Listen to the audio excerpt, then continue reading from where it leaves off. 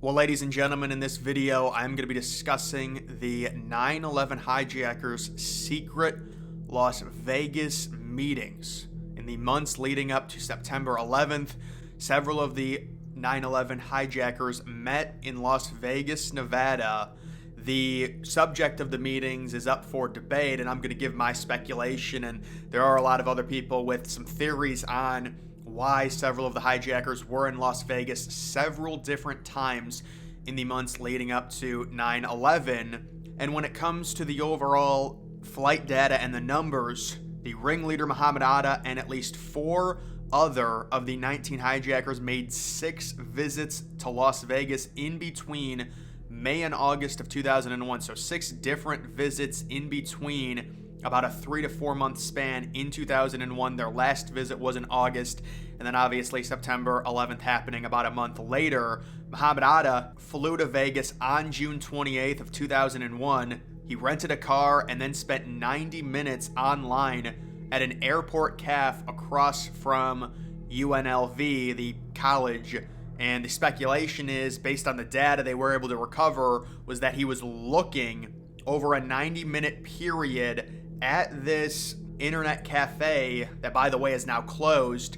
He was looking at flights and different seats to potentially book the September 11th trips. But according to the data, he clicked on a bunch of the seats. He didn't make any purchases at that internet cafe that was right next to UNLV over a 90-minute period. So apparently he was there, and they were able to get the data, and he was looking for potential flights and kind of where to sit in terms of first class, where the hijackers were going to be positioned, but he did not make any purchase. He was just kind of surfing through the different flights and kind of arranging or trying to arrange the times. The following day after that, Atta checked into a lodge on the Vegas Boulevard within shouting distance of the FBI office.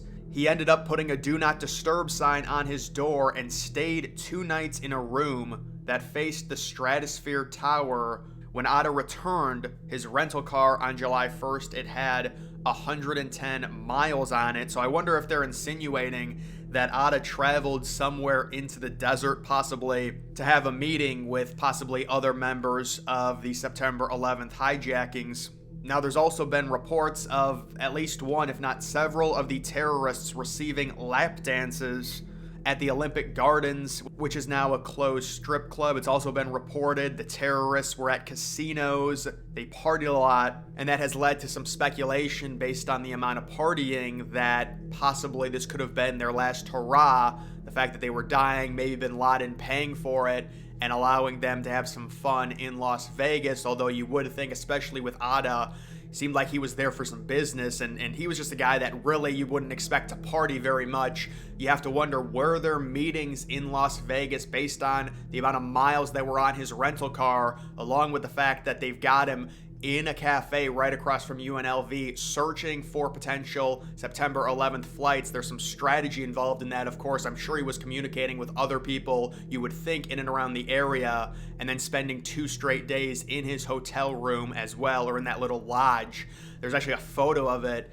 There were also reportedly over 100 members of the Saudi royal family that were staying in the summer of 2001 in Vegas. However, apparently that's not too surprising. That's where they normally go in terms of vacationing. Normally there's a lot of Saudis there in the summer, and really all times a year, but they just wanted to add that in, I guess, considering the hijackers were there several different times. Seems like they knew the area, and that might have been a situation, again, where they wanted to give them one last hurrah while also possibly having meetings in Las Vegas with some of the higher-ups in terms of the hijacking. It would have been Atta and probably the 3 other hijacker pilots that were involved in it. Now, there's also been speculation that they went there to possibly plan for another potential hit, maybe crashing an airplane into the Hoover Dam. Now, I have seen studies on what would happen, and I believe it would be if somebody actually crashed an airliner into the Hoover Dam, the Hoover Dam would remain up. It's very strong. I do not think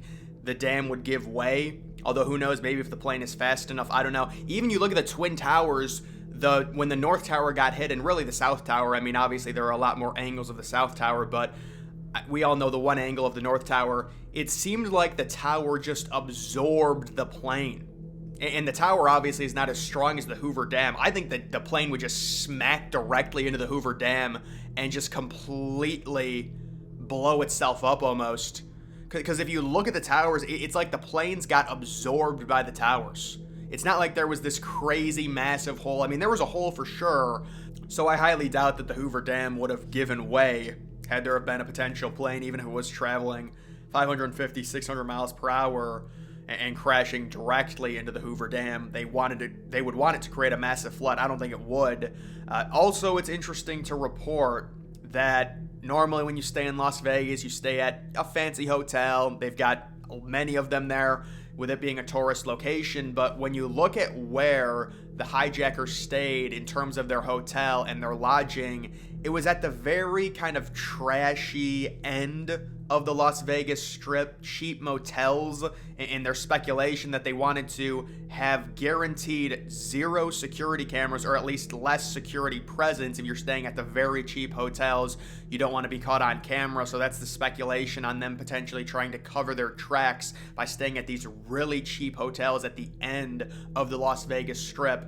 The hijackers also began in May of 2001 just making cross-country trips in general to try and get views of the cockpit. They were always buying first-class seats because they wanted to kind of understand the pattern of the flight attendants, the timing of takeoff, and obviously with them actually doing it, they wanted a full, perfect mock to where they wanted to sit in first class. And also, it was reported, as I've said in another video, that one of the hijackers actually got a tour of one of the cockpits and said he's a flight student, he's studying, and that's how he was able to do that. I think that was before the plane took off. Obviously, it's not going to be happening mid-flight. Imagine if that actually happened. One of the hijackers gets a tour of the cockpit mid-flight and then just goes back to his seat. Now, those would be the luckiest people in the world. But that's just kind of the history of the Las Vegas meetings. Unfortunately, we really don't know for sure what they talked about or who met with who. They went there several times. Some people speculate they wanted to do some scouting on the Hoover Dam. Others speculate they were just meetings. Why someone like Atta would be there, I think they probably had to meet with other people while they were in Vegas. That's my best guess, because there were so many different people of the Saudi royal family there in 2001, the summer of 2001. But you could also say they go there 4 or 5 times. They're seen in strip clubs. Maybe it was just kind of a last hurrah, although that would kind of disprove the idea that the muscle hijackers didn't know what was going on. I guess you could say that they just wanted to give them a vacation before a massive project. Maybe they still didn't know that they were going to die. But either way, that's going to do it for this video. Make sure you follow me on X. Link to that's always in the description.